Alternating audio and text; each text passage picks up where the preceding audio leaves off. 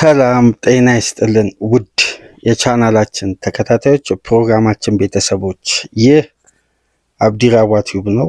ፕሮግራማችን ላይክ በማድረግ እንድትጀምሩ፣ አዲስ የሆናችሁ ሰብስክራይብ በማድረግ ለዚህ ቻናል ቤተሰብ እንድትሆኑ፣ እንዲሁም ይህንን ፕሮግራም ከሀገር ውጭ የምታደምጡ የቻናላችን ተከታታዮች በሱፐር ስቲከር፣ በሱፐር ቻት፣ በሱፐር ታንክስ ድጋፍ እንድታደርጉ በአክብሮት እየጋበዝን ማክሰኞ ምሽት በዩኤፋ ሻምፒየንስ ሊግ ትላልቅ ጨዋታዎች ሲደረጉ ከነዚህ መካከል ተጠባቂውና ትልቁ ትኩረት የሳበው የማክሰኞ ምሽት ትልቁ ጨዋታ በለንደን ስታንፎርድ ብሪጅ ቼልሲ ባርሳን ያስተናገደበት ጨዋታ ነበር። በዚህም እንግዲህ ቼልሲዎች ፍጹም የጨዋታ ብልጫ በወሰዱበት አስደናቂ ብቃት፣ አስደናቂ የደጋፊ አትሞስፈር በታየበት ፍጹም ኢነርጂ የተሞላው የወጣት ስብስብ እንቅስቃሴ የስፔኑን ኃያል ክለብ ከሪያል ማድሪድ ጋር ለረጅም ዓመት እየተፎካከረ ላሊጋውን፣ ሻምፒየንስ ሊጉን ሲያነሳ የነበረው ባርሳን እንግዲህ ቼልሲ ለንደን ላይ ጋብዞ እንግዲህ በአስደናቂ የጨዋታ ብልጫ በሙሉ 90 ደቂቃ 3-0 በሆነ ሰፊ ውጤት ማሸነፍ ችሏል። በዚህ ጨዋታ ዙሪያ እንግዲህ የምሽቱን የትልቁን ተጠባቂ ጨዋታን በተመለከተ ሰፋ ያለ ዝርዝር ጉዳይ አንስተን እንወያያለን። ከዚህ ፕሮግራም በመቀጠል የዛሬው ተጠባቂ ጨዋታ አርሴናል ከባየር ሙኒክ፣ ሊቨርፑል ከፒኤስቪ አይንድሆቨን በተመለከተ አንዳንድ ጉዳዮች የምናነሳባቸውን ፕሮግራሞች ይዘንላችሁ ምንመጣ ይሆናል። እንዲሁም ማንቸስተር ሲቲ በተከታታይ ለሁለት ጨዋታ ባክ ቱ ባክ እንግዲህ ያለፈው ሳምንት በኒውካስል አሁን ደግሞ በሜዳውና በደጋፊው ፊት በሌቨርኩዘን 2-0 ተሸንፏል። ይህንንም ጨዋታ በተመለከተ የተወሰኑ ጉዳዮች የምናነሳበትን ፕሮግራም ይዘንላችሁ እንመጣለን። ዋና ትኩረታችን ግን ለንደን በምሽቱ የደመቀችበት የዩኤፋ ሻምፒየንስ ሊግ አስደናቂ ውጤት፣ ፍጹም የበላይነት የታየበት ቼልሲ ከምንም ላይ ከሰንደርላንድ ጨዋታ በኋላ እንዴት ያንን ጉዳይ ቀይሮ ባልተጠበቀና አብዛኛው የእግር ኳስ ቤተሰብ ቼልሲ ላይ የሚያነሳው አንድ ጉዳይ ነበር።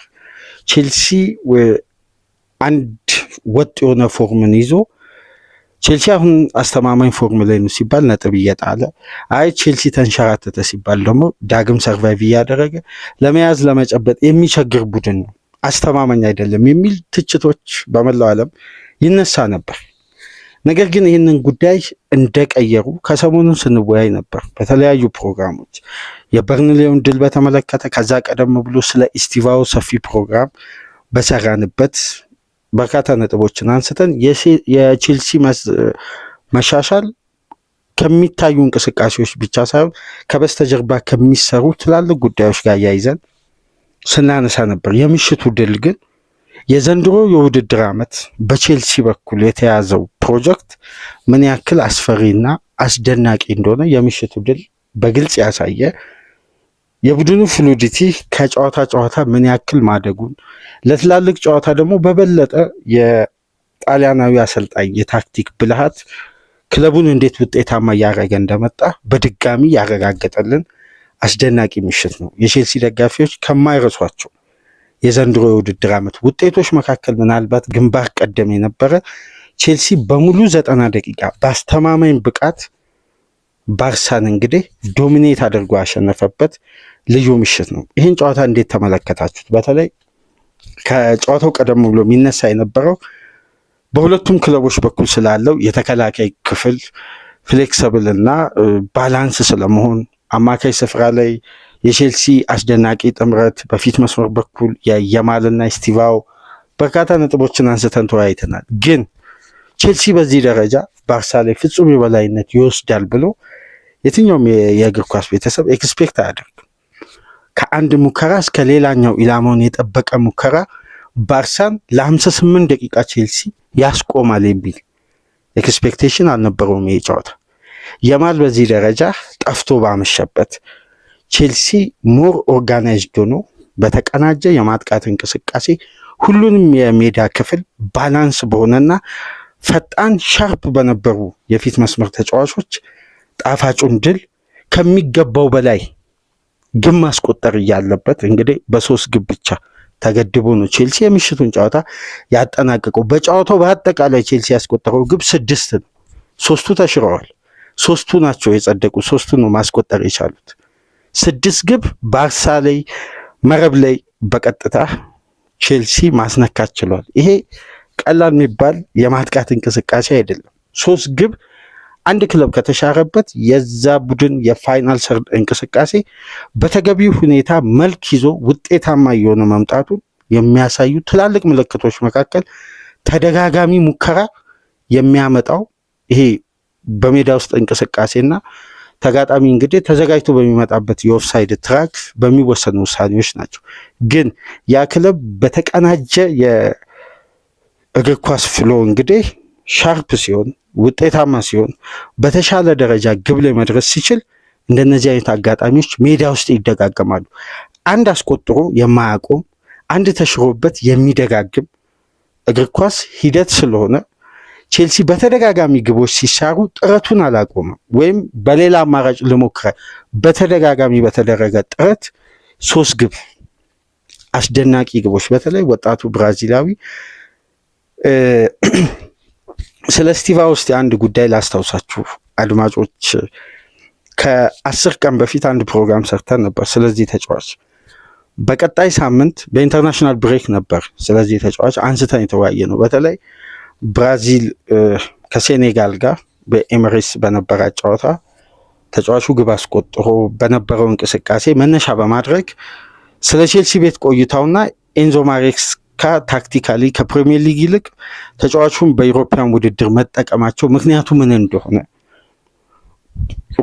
የወደፊት የቼልሲ የብሉኮን ፕሮጀክት የረጅም ፕላን እንደነበር በዛ ፕላን ውስጥ ደግሞ ቼልሲ ቤት አስደናቂ እድገትና በገባባቸው ጨዋታዎች ሁሉ ልዩነት እንዴት እየፈጠረ እንደሚገኝ ከአንድ 18 ዓመት ወጣት ተጫዋች ከሚጠበቀው በላይ በሊጉም በሻምፒየንስ ሊግም እያደረገ እንደሆነ አንስተን ስንወያይ ነበር።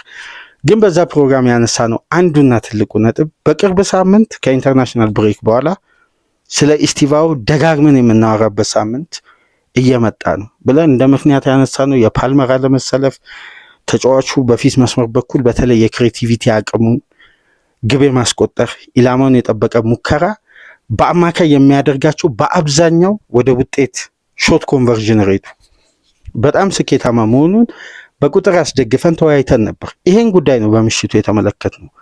ከሪሽ ጀምስ የተቀበለውን ኳስ በግራ እግሩ አቁሞ ኩባሲንና ባልዴ መሃል የሰራው የምሽቱ ቴክኒክና በቀኝ እግሩ 90 ዲግሪ ውስጥ ነው እንግዲህ ይሄ የሻምፒየንስ ሊግ የምሽት ግብ የትላልቅ ጨዋታ ግብ የተመለከት ነው። አጨራረሱ ፍጹም የሚያስደንቅ ከእድሜው በላይ በሰለ ከዚህም በላይ ብዙ ማድረግ እንደሚችል አቅሙን በሜዳ ውስጥ እንቅስቃሴ ያሳየ አስደናቂ ብራዚላዊ ወጣት ነው። ስለዚህ ተጫዋች ብዙ እናነሳለን ወደ በኋላ።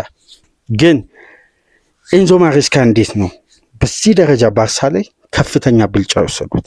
ባርሳስ በምሽቱ እንቅስቃሴ ደብዝዞ ፈዞ ባርሳን ሳይመስል የወጣበት ምክንያት ምንድን ነው? የቼልሲ ጥንካሬ ወይስ የባርሳ የራሱ ችግር? እነዚህን ጉዳዮች ለያይተን እናነሳለን። በአጠቃላይ ግን ለቼልሲ ደጋፊዎች እንኳን ደስ አላችሁ እያልን እስቲ ወደ ጨዋታ ግምገማ ከመግባታችን በፊት የምሽቱን የማክሰኞ ምሽት የዩኤፋ ሻምፒዮንስ ሊግ ውጤቶችን በተወሰነ መልኩ ተመልክተን ቼልሲና ባርሳ ስላደረጉት ጨዋታ ድህረ ጨዋታ ግምገማ እናደርጋለን። በጊዜ በተደረገው 2:45 ጨዋታ እንግዲህ 2 ነው የተደረገው። አያክስ በሜዳው ቤኔፊካን አስተናግዶ 2-0 በቤኔፊካ ሽንፈት አስተናግደዋል። አያክሶች በቅርብ ሳምንት አሰልጣኝ መቀየራቸው ይታወሳል። ውጤት ሊመጣውንም አልቻለም በአያክስ በኩል። በሜዳው እንግዲህ ሊቨርፑልን አስተናግዶ ድል ማድረግ የቻለው ጋላታሳራይ ባልተጠበቀ ሁኔታ በዩኒዮ ሴንት ግሎሲን 1-0 ተሸንፏል። ቦዶ ጌልሜትና ጁቬ ባደረጉት ጨዋታ ጁቬ ከኋላ ተነስቶ 2-3 ማሸነፍ ችሏል። በጎዶሎ በርካታ ደቂቃዎችን የተጫወተው ቪላሪያል ወደ ሲግናል ኢዱና ፓርክ ተጉዞ በዶርትመንድ 4-0 ተሸንፏል። ሲቲ በሜዳው ሌቨርኩዘን አስተናግዶ 2-0 ሲሸነፍ፣ ሌላኛው የእንግሊዝ ክለብ ኒውካስል ወደ ፈረንሳይ ተጉዞ በማርሴይ ከመምራት ተነስቶ 2-1 ተሸንፏል። ማርሴ የቀድሞ የቼልሲ አጥቂ የነበረው ፕሬ ኤሜሪክ ኦባሚያንግ በዚህ ጨዋታ ግን ማስቆጠር ችሏል። ናፖሊ እንግዲህ በሜዳው ካርባክን አስተናግዶ 2-0 ሲያሸንፍ ስላቪያ ፕራግ እና አትሌቲክ ቢልባኦ ያደረጉት ጨዋታ ያለምንም ግብ ተጠናቋል። ቼልሲ ባርሳን 3-0 ፍጹም የጨዋታ ብልጫ ባሳየበት የምሽቱ የስታንፎርድ ብሪጅ አስደናቂ ጨዋታ ዙሪያ እስቲ ድረ ጨዋታ ግምገማ እናድርግ። ከዛ በፊት ግን የዛሬ የእንግሊዝ የእግር ኳስ የኋላ ገጽ ተነባቢ ጋዜጦች እትም ላይ ትልቁ ትኩረት ማን ነው? ስቲቫኦ ነው። ምክንያቱም ከጨዋታው በፊት ቀደም ብለን ከአብዛኛው ሚዲያ ቀደም ብለን በትናንት ንጋት ፕሮግራማችን አንድ ጉዳይ አንስተን ነበር። የየማልና ስቲቫኦ ጊዜ በቅርብ ከ2 ዓመት ከ3 ዓመት በኋላ ስለ ሁለቱ ተጫዋቾች ንጽጽር፣ ስለ ሁለቱ ተጫዋቾች ስኪል፣ ስለ ሁለቱ ተጫዋቾች ፈጣን እድገት፣ በተለይ ቴክኒካሊ ኳስ እግራቸው ውስጥ ስላለው ነፃነት በድሪብል ስኪል የተጋጣሚን ተጫዋች የሚቀንሱበት ይሄን ጉዳይ አንስተን ስንወያይ ነበር። አዲስ ጄኔሬሽን ልንመለከት ነው ከወደ ስፔን እና ከወደ ብራዚል። ሁለቱም ደግሞ የሚገኙበት ክለብ አሁን በያዙት ፕሮጀክት አስደናቂ ሀዲድ ውስጥ ሊያስገቡ የሚችሉ ወጣት ተጫዋቾች ላይ ትልቅ እምነት ያለው ፕሮጀክት ነው። ሁለቱም የሚገኙበት ቡድን በላማሲያ እየታገዘ የሚገኘው ባርሳና እዚህ ደግሞ ከ1.5 ቢሊዮን ፓውንድ በላይ በ3 ዓመት ውስጥ ኢንቨስት ያደረጉት የቼልሲ አዲስ ባለቤቶች እየገነቡ የመጡት የወጣት ስብስብ አለ።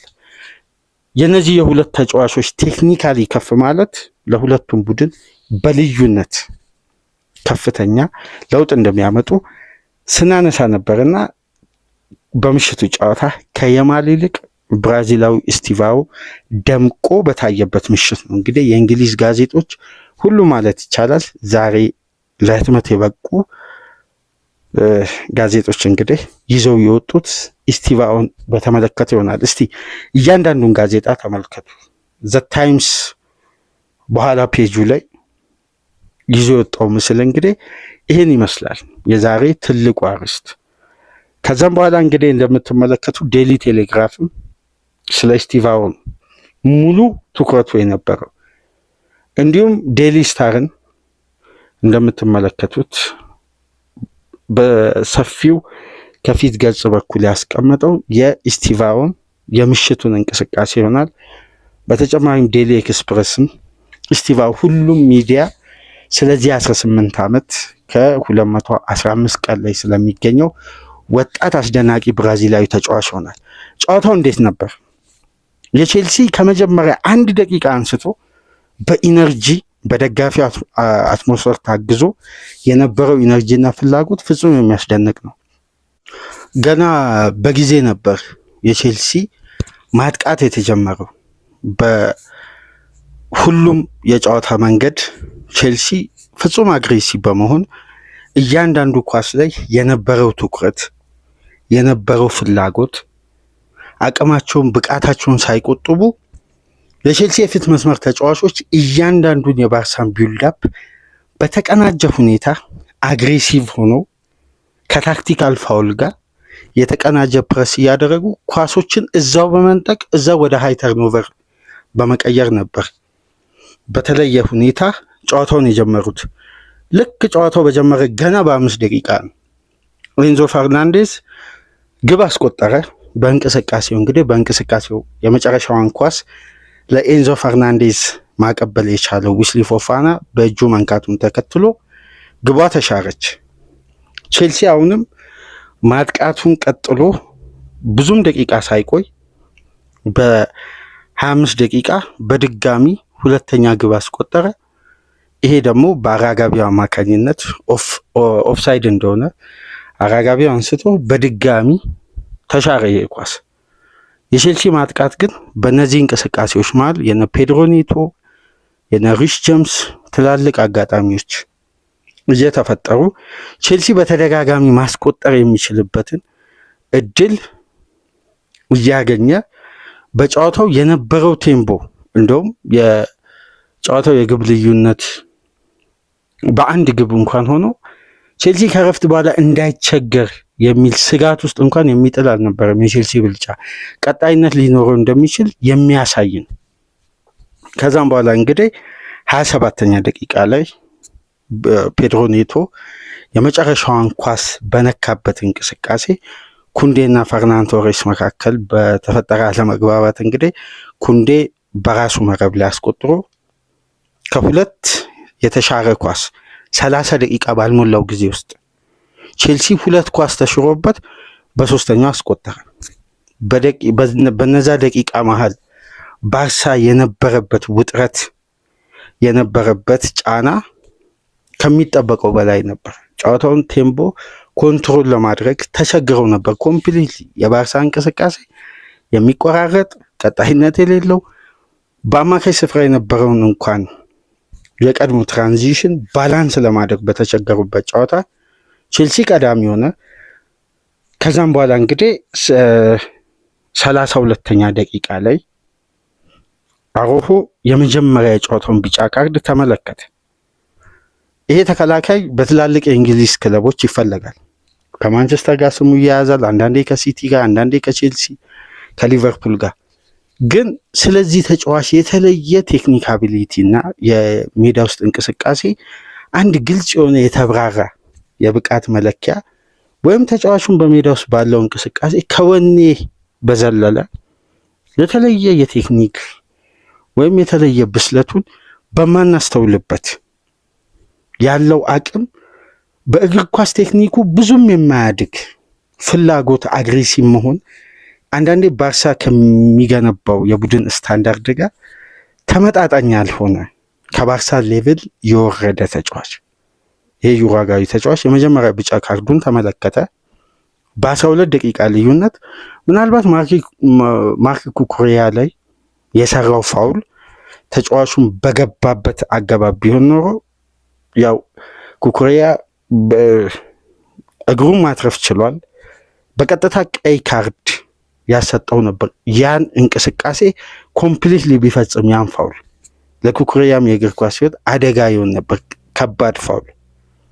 በሁለተኛ ቢጫ ካርድ ከ12 ደቂቃ በኋላ ከሜዳ ተወገደ። በ44ኛ ደቂቃ 32ኛ ደቂቃ ላይ ቢጫ ካርድ የተመለከተ ተጫዋች በእንዲህ አይነት ጠንካራና ቡድኑ የግብ አድቫንቴጅ ተወስዶበት ብልጫ ተወስዶበት ከፍተኛ ፕሬሲንግን መቋቋም በተቸገረበት ወቅት በበለጠ ኃላፊነት የጎደለውን ስህተት መድገም ደግሞ እንዲህ አይነት ኪሳራ ውስጥ ይከታል እና የባርሳ ስታንዳርድ እና የዚህ ተጫዋች ስታንዳርድ ፍጹም ልዩነት ያለው ለባርሳ የማይመጥን ሴንተር ባክ ነው። አንዳንዴ የእንግሊዝ ትላልቅ ክለቦች እዚህ ተጫዋች ላይ ያላቸው ትኩረት በጣም ነው የሚያስገርመኝ። በከፍተኛ ሁኔታ ፍላጎት አላቸው። ባርሳም ተጫዋቹን መሸኘት አይፈልግም። ግን የተለየ ኳሊቲውን አንድ ቀን ተመልክተን አናውቅም። የተለየ የዚህን ተጫዋች አቅም ምናልባት ይህ ፍላጎት፣ ተነሳሽነት ልክ እንደ ላቲን አሜሪካ ተጫዋቾች ሊታይበት ይችላል። በተቀረ የተለየ የሚያደርገው የሜዳ ውስጥ አቅሙን እስካሁን ድረስ አልተመለከ። ይሄ ተጫዋች በነገራችን ላይ ባርሳን ዋጋ ማስከፈል የጀመረው ትናንት ምሽት አይደለም። በ2023/24 ከፒኤስጂ ጋር በነበረው የሩብ ፍጻሜ ጨዋታ በቀይ ካርድ ወጥቶ ፒኤስጂ ባርሳን ጥሎ ማለፍ ቻለ። በ2024/25 አምና ከኢንተር ሚላን ጋር የሰራው ስህተት በግማሽ ፍጻሜ ባርሳን ከውድድር ውጭ ያደረገ። ዘንድሮ ደግሞ ባርሳ ከ44ኛ ደቂቃ አንስቶ በጎዶሎ እንዲጫወት ምክንያት የሆነ ጥፋት ነው መስራት የቻለው። ከዛም በኋላ እንግዲህ በሁለተኛ 45 በበለጠ ተጭነው ወደ ሜዳ የመጡት ቼልሲዎች ኒውሜሪካል አድቫንቴጅ መውሰዳቸውን ተከትሎ ከረፍት በፊት ቢጫ ካርድ የተመለከተው ማሎ ጉስቶን እዛው በማስቀረት አሁን የኤንዞ ማሬስካ ቡድን እድሜያቸው የስብስቡ እድሜ 23 ዓመት ነው አማካዩ። በሻምፒየንስ ሊግ የዘንድሮ ውድድር ዓመት በጣም ዝቅተኛው ወጣት ስብስብ ነው የኤንዞ ማሬስካ ቼልሲ በዘንድሮ ሲዝን። ይሄን ከዚህ በፊትም ስናነሳ ነበር። 23 ዓመት ከ278 ቀን አማካይ እድሜ። ይሄ በጣም ወጣት የሆነ ስብስብ ነው በዘንድሮ ከ2019 በኋላም የመጀመሪያ ቡድን በዚህ እድሜ ዩኤፋ ቻምፒየንስ ሊግን እየተሳተፈ የሚገኝ ነገር ግን ስብስቡ ባለው እንቅስቃሴ ከፍተኛ ማቹሪቲ እንደጨመረ ከምንመለከትበት ትላልቅ ጉዳዮች መካከል ተጫዋቾች ያላቸው የጌም ማኔጅመንት ጥንካሬ፣ አሰልጣኙ ሪስክን የመቀነስ ውሳኔ በጣም የሚያስደንቅ ነው። አሁን ያለፉትን የተወሰኑ ጊዜያት ቼልሲ ቤት የሚነሳው ነጥብ ጨዋታን በሙሉ 90 ደቂቃ 11 ሆኖ በሙሉ ምርጥ 11 የመጨረሽ ችግር ቼልሲ እየመራም ተጫዋች በቀይ ካርድ ይወጣበታል። ኤክስፒሪየንስ የጎደለው ውሳኔ ይስተዋል ነበር። እነዚህን ጉዳዮች ለመቅረፍ እንግዲህ የአሰልጣኙ ትልቁ ኃላፊነት ቢጫ የተመለከቱትን ተጫዋቾችን መቀየር ነው። በእንዲህ አይነት ሪስክ ያለው ጨዋታ ማሎ ጉስቶን እረፍት ላይ ሲያስቀሩ ከረፍት በፊት የተመለከተው ቢጫ ካርድ ከረፍት በኋላ ዋጋ እንደሚያስከፍላቸው የተረዱት ማሬስካ እንዲህ አይነት ውሳኔ ሲወስኑ ነበር በጨዋታው እና በአንድሬ ሳንቶስ ቀይሮ በማስገባት ያለፈው በርንሌይ ጨዋታ ኮከብ የተባለው ወጣቱ ብራዚላዊ የአማካኙ ስፍራ በማጠናከር ሩሽ ጀምስን ከዲፌንሲቭ ሚድፊልደር ወደ ቀኝ ፉልባክ በመመለስ በበለጠ የጨዋታውን ኮንትሮል ከፍ አድርገው አዲስ የአማካይ ኢነርጂ ሲያስገቡ የባርሳ እንቅስቃሴ በበለጠ አንደኛ ኒውሜሪካል አድቫንቴጅ ተወስዶባቸዋል። ሁለተኛ ደግሞ ዲፕሊ ባርሳ ለመከላከልም በቁጥር እንዲያንስ ከሜዳውም ሲወጣ በቁጥር ያንሳል። ሜዳ ውስጥም በራሱ የመጫወቻ ክልልም በቁጥር ያንስ ነበር። ምክንያቱም ፈርናን ቶሬስም ሌቫንዶስኪም እንዲሁም የማልም ተመልሰው የቲሙን ዲፌንሲቭ አክሽን የሚያግዙ ተጫዋቾች አይደሉም። በዚህ የተነሳ እንግዲህ ቼልሲ አማካይ ቁጥሩን በተፈጥሯዊ ተጫዋች ከፍ ሲያደርግ በበለጠ ዶሚኔት ያደረገበት እንቅስቃሴ ነበር። ከዛም በኋላ ነው እንግዲህ አስደናቂው ግብ በምሽቱ የተመለከት ነው። የምሽቱን ግብ አንድ ጉዳይ እስቲ ምናልባት ይህን ፕሮግራም የምታደምጡ የእግር ኳስ ቤተሰቦች ልታስታውሱ ትችላላችሁ። በ2014 የኮንፌዴሬሽን ዋንጫ የዓለም ዋንጫ ከመደረጉ ቀደም ብሎ የሚደረገው አዘጋጅ ሀገር የአውሮፓ አሸናፊ የዓለም ዋንጫ አሸናፊ ምናምን በቀጥታ የሚሳተፉበት የፊፋ ኮንፌዴሬሽን ዋንጫ ላይ ስፔንና ብራዚል በነበራቸው ጨዋታ የምታስታውሱ ከሆነ ኔይማር በግራ እግር ያስቆጠራትን ግብ ላስታወሰ የዛን አይነት አስደናቂ ቴክኒክ ነው እዚህ ተጫዋች ላይ ያየ ነው። ልክ እንደ ሀገሩ ልጅ ኔይማር በግራ እግር አስቆጠረ፣ ኢስቲቫኦ ደግሞ በቀኝ እግሩ አስቆጠረ። ለእኔ ያ ግብን ያስታወሰኝ በቀጥታ የኢስቲቫኦ አጨራረስ በቀኝ እግር የሚያስገርም አስደናቂ አጨራረስ ከጠባብ አንግል። አንዳንዴ እንደዚህ አይነት ግብ የሚያስቆጥሩ ተጫዋቾች በነገራችን ላይ በአብዛኛው ቴክኒካሊ በየትኛውም እግራቸው ይጫወቱ ኳስ እግራቸው ስትገባ በተሳካና ለእግር ኳሱ ቤተሰብ የሚስብ ቴክኒክ የሚያሳዩ ድሪብላቸው የሚያምር የመጀመሪያ ተቻቸው የተሳካ የሚያደርጉት ፓስ የተጠና ይሄ በአሰልጣኙ ሳይሆን ብሬን ውስጥ ባለ እውቀት ኳስን ፓስ የሚያደርጉ ይሄ ዩኒክ ፓስ የሚያደርጉ በተለይ ደግሞ በበለጠ የግራኝ እግር ተጫዋቾች ያላቸው አቅም በዛ አይነት ብልሃት የተሞሉ ተጫዋቾች የሚያስቆጥሩ ግብ ይሄ በማይጫወቱት እግር ወይም በመደገፊያ በተለምዶ የሚባለው በዛ እግር ሲያስቆጥሩ በጣም ፓወር ይኖረዋል። ከጠባብ አንግል የሚያስደንቅ ግብ ነው እና ኢስቲቫኦ በዛ መልኩ ነው ያስቆጠረው እና ያ የኮንፌዴሬሽን የኔይማርን ግብ ያስታወሰኝ ነበር። የምሽቱ አጨራረስ በኢስቲቫኦ በኩል የተቆጠረው ያው ተጫዋቾቹን ለማነጻጸር ሳይሆን የግቡን አይነት ለማስታወስ ያክል ነው። በእንዲህ መልኩ በግሩም አጨራረስ ነው በቀኝ እግሩ ይህ የትልቅ ጨዋታ ግብ ወይም በትልቅ ጨዋታ የሚጠበቅ አይነት አስደናቂ አጨራረስ። የመጀመሪያ ተቹ ኩባርሲና ባልዴ መካከል የነበረው ታይሚንግ አንዳንዴ የዚህ ተጫዋች አጨራረስ ቦክስ ውስጥ የሚወስናቸው ውሳኔ ከእድሜው በላይ ቴክኒካሊ ማደጉን እንመለከታለን። ግን ፊዚካሊ ለሊጉ ኢንቴንሲቲ ብቁ ነው ብሎ ኤንዞ ማሬስካ ያምኑ። በዚህ በኩል በጣም የሚያስማማ ሀሳብ ነው። ምክንያቱም የነ ታርኮስኪን እና የነ ብሩኖ ጊመሬስን ታክል እያየን ይህ ቴክኒሻል ተጫዋች ምን ሊያጋጥመው እንደሚችል ኤክስፔክት ማድረግ አይከብድም። ግን ይሄ ውጤት በተረጋገጠበት ጨዋታዎች ወይም ውጤት ለመቀየር የመጨረሻ ደቂቃ 20-25 ደቂቃ መጠቀም የተሻለ ብልሃት ይመስላል። ምክንያቱም አሁን በዩኤፋ ሻምፒየንስ ሊግ ለ3 ተከታታይ ጨዋታ 3 ግብ ማስቆጠር ችሏል። ይሄ ለተጫዋቹ ያለው ነፃነትና በዚህ ውድድር በበለጠ ፊዚካሊ ፊት እንደሚያደርግ ከፕሪሚየር ሊግ ይልቅ ከጊዜ በኋላ ግን በቦታው ላይ አስተማማኝ ተጫዋች እንደሚሆን ያለምንም ጥርጥር ያየንበት ነው። ከዛም በኋላ እንግዲህ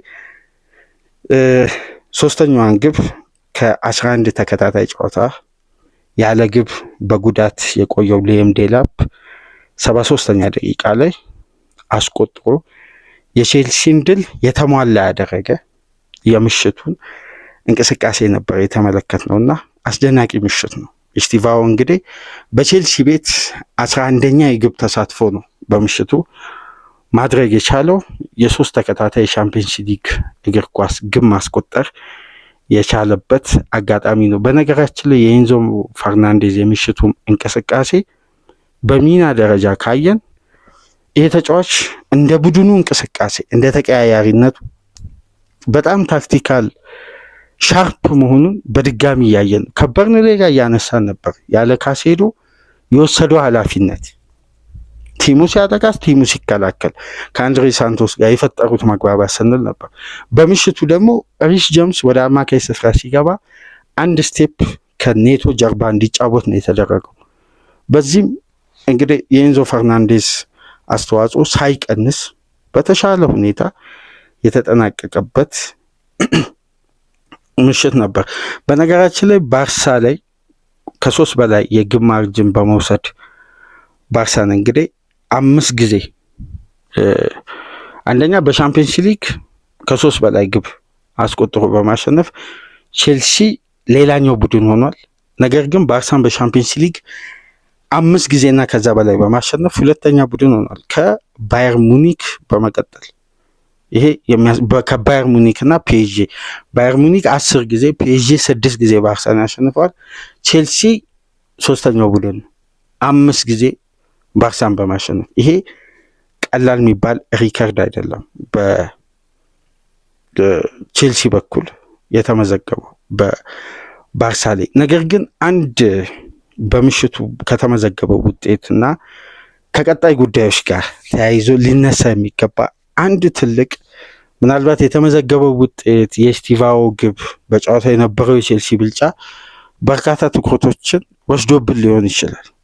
ቼልሲ በምሽቱ ጨዋታ 54 ተከታታይ በሁሉም ውድድሮች ግብ ያስቆጠረ ለ24 ተከታታይ ጨዋታ በአማካይ 2.9 ግብ እያስቆጠረ የመጣውን የሃንሲ ፊሊክን ባርሳን ነው ግብ ሳያስቆጥር እንዲወጡ ማድረግ የቻለው። ይሄ ቀላል የሚባል ሪከርድ አይደለም። 54 ተከታታይ ጨዋታ ግብ እያስቆጠረ የመጣ የባርሴሎና ቡድን ነው። በሌላ በኩል ደግሞ ሃንሲ ፊሊክ በአሰልጣኝነት ዘመናቸው አሰልጣኝ ሆነው በዋና አሰልጣኝነት ከጀመሩበት ስራቸውን ጊዜ አንስቶ በዩኤፋ ሻምፒየንስ ሊግ እግር ኳስ የእሳቸው ቡድን አንድም ጨዋታ ላይ ግብ ሳያስቆጥር የወጣበት ጨዋታ የለም። የምሽቱ ጨዋታ በታሪክ የመጀመሪያ ጊዜ ነው። ቼልሲ ባርሳን ብቻ ሳይሆን የሃንሲ ፊሊክን የምን ጊዜውም ትልቁን ሪከርድ የተከታታይ ጨዋታ ግብ የማስቆጠር አቅም የገነቡትን የእሳቸውን ቡድን በአጠቃላይ ተከታታይ ጨዋታ በሙኒክም በባርሳም በነበሩበት ወቅት በዩኤፋ ሻምፒየንስ ሊግ የትኛውንም ጨዋታ ያደርጉ ሊሸነፉ ይችላሉ፣ ሊያሸንፉ ይችላሉ። ቡድናቸው ግን ግብ ሳያስቆጥር አያወጣም። 54 ተከታታይ ጨዋታ ግብ እያስቆጠረ ያለፉትን 24 ጨዋታ ደግሞ በ2.9 አማካይ ግብ የመጣውን የባርሳን ስብስብ ነው ግብ ሳያስቆጥሩ ከአንድ በላይ ቢግ ቻንስ ሳያስተናግድ ቼልሲ ሶሊድ በሆነ የመከላከል ስትራክቸር አስደናቂ ባላንስ ተጠቅመው ነው እንግዲህ ይህንንም ውጤት የተመዘገበው። ክሊንሺትም ባክ ቱ ባክ እንግዲህ ቼልሲ እያስመዘገበ የሚገኘው ከሰንደርላንዱ ሽንፈት በኋላ ቼልሲ ላይ የተነሳ አንድ ጥያቄ ነበር። ይሄ ቡድን እንዴት ነው ቀጣይ ወር ፊክስቸሮችን ማኔጅ ማድረግ የሚቻለው? ቼልሲ አሁን ያለፉትን ተከታታይ ጨዋታ ድል ሲያደርግ ከሰንደርላንዱ ጨዋታ በኋላ የተነሳው ትልቁ ነጥብ ከበርንሌ በኋላ ስላለው 2 ተከታታይ ትላልቅ ጨዋታዎች ነው። አንዱን ግን በምሽቱ ሲሻገሩ ለቀጣዩ ለእሁዱ ከሊጉ መሪ አርሴናል ጋር በስታንፎርድ ብሪጅ ለሚያደርጉት ጨዋታ ትልቅ የሙድ ኮንፊደንስ የሚጨምር ይህን ወጣት ስብስብ በከፍተኛ ሁኔታ የሚያነቃቃ ለዛ ጨዋታ ያላቸውን ትኩረትም አቅምም ተነሳሽነትም በስነልቦና ደረጃ በከፍተኛ ሁኔታ የሚያነሳሳ ትልቅ ውጤት ነው የተመዘገበው። ስለዚህ ወር የቼልሲ ተከታታይ ፈተና ብዙ ትንተናዎች ይሰጡ ነበር።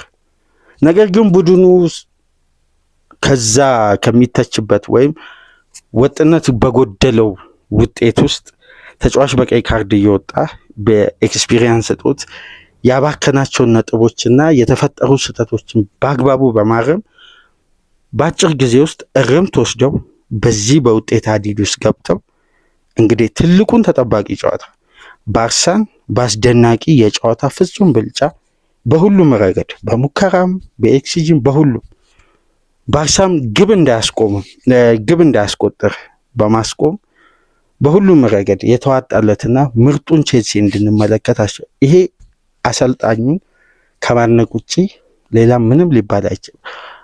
አስደናቂ የቡድን ሽግግር ቼልሲ አሁን ሽግግሩ እንደ ቡድን ፍሌክሲብል እየሆነ ነው። ቅንጅቱ ሻርፕ እየሆነ እየመጣ ነው።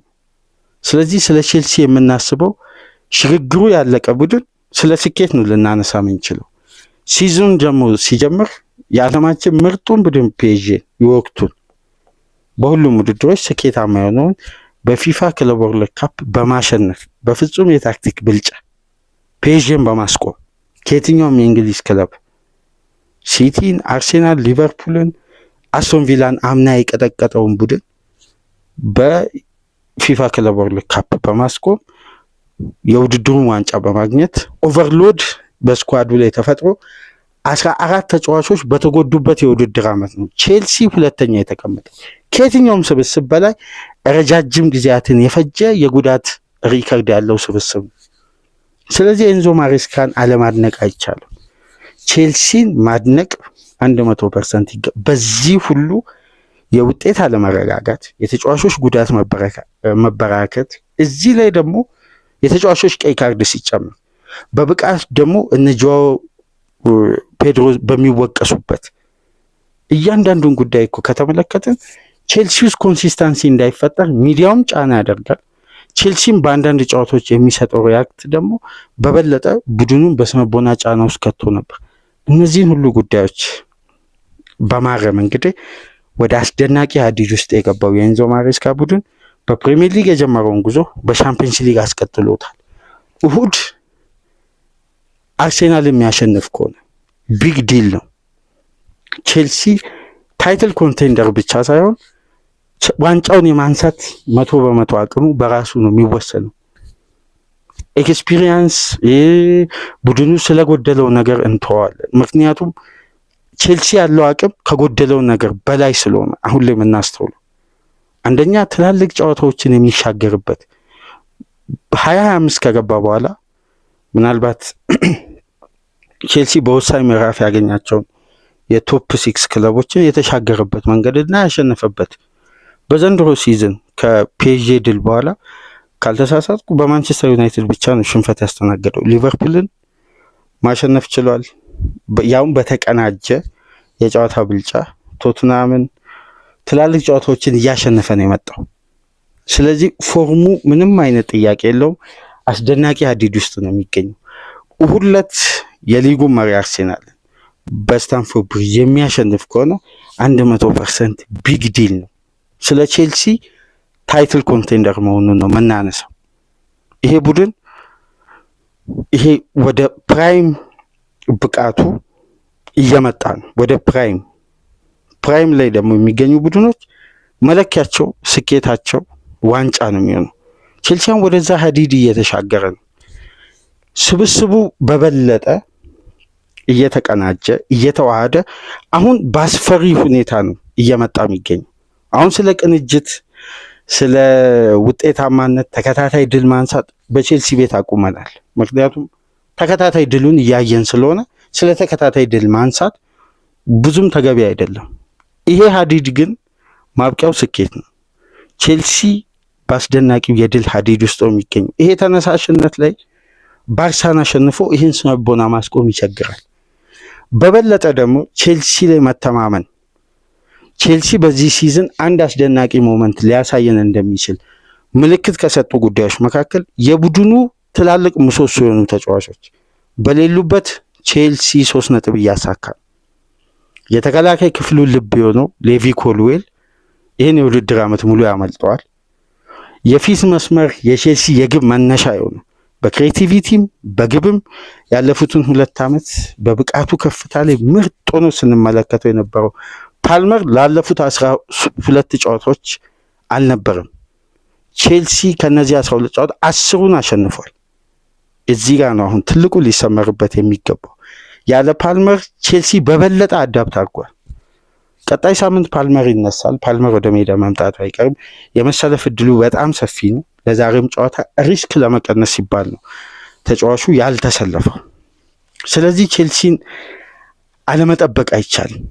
በበለጠ ቼልሲ አስፈሪነቱን ከፍ እያደረገ በነ ስቲቫኦ ቴክኒክ፣ በነ ካሴዶ የአማካይ ስፍራ አስደናቂ ብቃት፣ በነ ኤንዞ ፈርናንዴዝ የጨዋታ አረዳድና ልምድ፣ የነ ሪሽ ጄምስ የአምበልነት ጥንካሬና ሰማያዊዎቹን የመምራት አቅሙ፣ የነ ኩኩሬያ አስደናቂ ወርልድ ክላስ ፉልባክ መሆኑን ደግሞ በበለጠ እያሳየ በእንዲህ መልኩ እንግዲህ የነ ፔድሮ ኔቶና የነ ጋርናቾ ፈተና የሆነ ፍጥነትና ድሪብል የተጋጣሚን ተከላካይ ያለማቋረጥ የሚፈትኑበትና ለማስከፈት የሚደረግ ጥረት የነ ስቲቫኦ ቴክኒክ ተጨምሮበት እንግዲህ የቼልሲ የድል ጉዞ ቀጥሏል።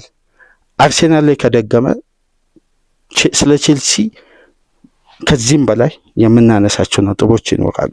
ለማንኛውም የቼልሲ ደጋፊዎች እንኳን ደስ አላችሁ እያለን ላይክ፣ ሼር፣ ሰብስክራይብ እያደረጋችሁ ከሀገር ውጭ የምታደምጡ በሱፐር ስቲከር፣ በሱፐር ቻት፣ በሱፐር ታንክስ ለቻናላችን ድጋፍ እንድታደርጉ በአክብሮት እየጋበዝን ከዚህ ፕሮግራም በመቀጠል እንግዲህ የዛሬው ደግሞ ትልቁ ተጠባቂው ጨዋታ በኤሚሬትስ ምሽት 5 ሰዓት ይደረጋል። አርሴናል ከሙኒክ። በዚህ ጨዋታ ዙሪያ እስቲ የተወሰኑ ነጥቦች እናነሳለን። ሳትርቁ ጠብቁን። ሰላም ቆዩ።